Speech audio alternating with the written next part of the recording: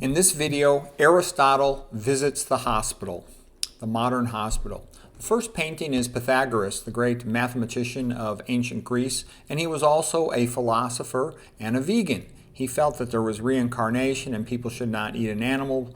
A living creature could be the reincarnated soul of another person. So anyways, here's a painting, nice painting by Peter Paul Rubens and Franz Snyder about the vegan diet of Pythagoras. And people, before I think it was about like the 1800s, they used to call vegan diet the Pythagorean diet.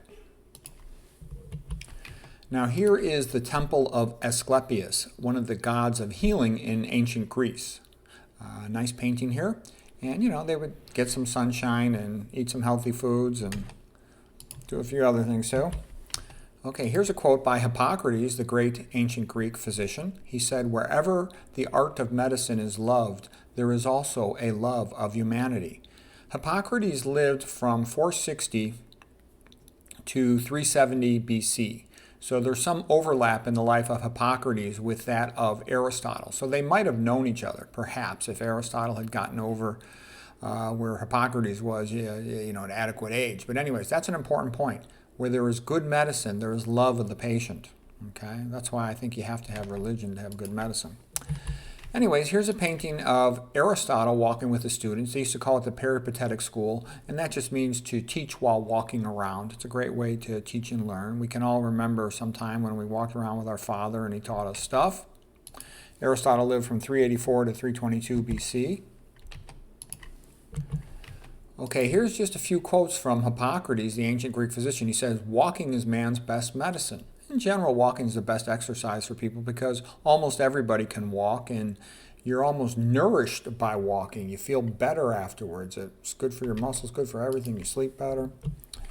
Okay, here's a great quote by by Hippocrates. "All disease begins in the gut," and that's much more true than people realize. I talked about this in my recent video on Dennis Burkitt and Dr. McDougall's legacy about how it's abdominal pressure syndrome being prevented of Burkitt, but it also prevents all those leaky gut problems. Autoimmune disease, a lot of cardiovascular disease, postprandial endotoxemia, neuroinflammation, etc. Okay, Hippocrates said it, "Let food be thy medicine." Well, anyways, Aristotle is going to visit a hospital, and he's greeted by the hospital administrator. So the hospital administrator text will be in red. Hospital administrator says, "Hi, Aristotle. I'm your tour guide today. You are lucky to be here. We have one of the finest hospitals in the world." Aristotle, "What makes your hospital so good?" Hospital administrator, "We generate lots of billing codes, millions of dollars." Aristotle, "Does your hospital specialize in anything?" Administrator, "Oh yes, we specialize in making sure the patients stay sick." Aristotle, "Why?" Administrator, "Because that's how we make money." Aristotle, "I thought the goal of a hospital was to help people get well." Administrator, "Oh no, there's no money in that. You cure a patient, you lose a customer." Aristotle, "Have you studied the work of Hippocrates? He taught that most disease comes from the gut." Administrator, "We have 10 full-time dietitians on staff." Aristotle, "Well, then you must know about the low-fat vegan diet, the Pythagorean diet, whole food diet with no oil." Administrator, "Actually, we teach the Mediterranean diet." Administrator, "Why?" "We teach the Mediterranean diet and we also give the patients omega-3 supplements."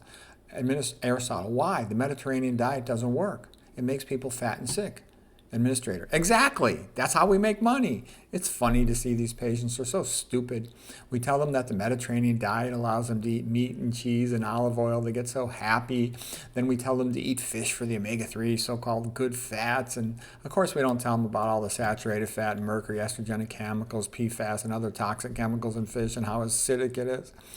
The stupid proles, they love to make themselves sick. Aristotle, "What about the vegan diet of Pythagoras?" Administrator, "Oh, there's no money in that." Aristotle, "What about Hippocrates said, 'Let food be thy medicine'?" Administrator, "We can't do that. There's no money in food. For hospitals, money comes from selling drugs and surgery.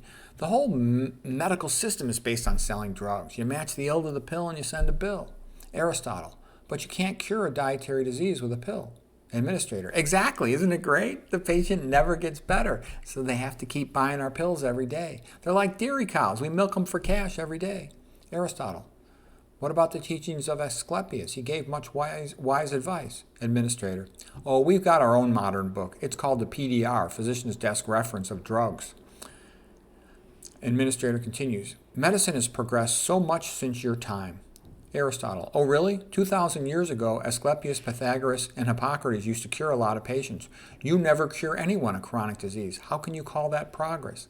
Administrator. We make lots of money. That's progress. Asclepius and Hippocrates were poor.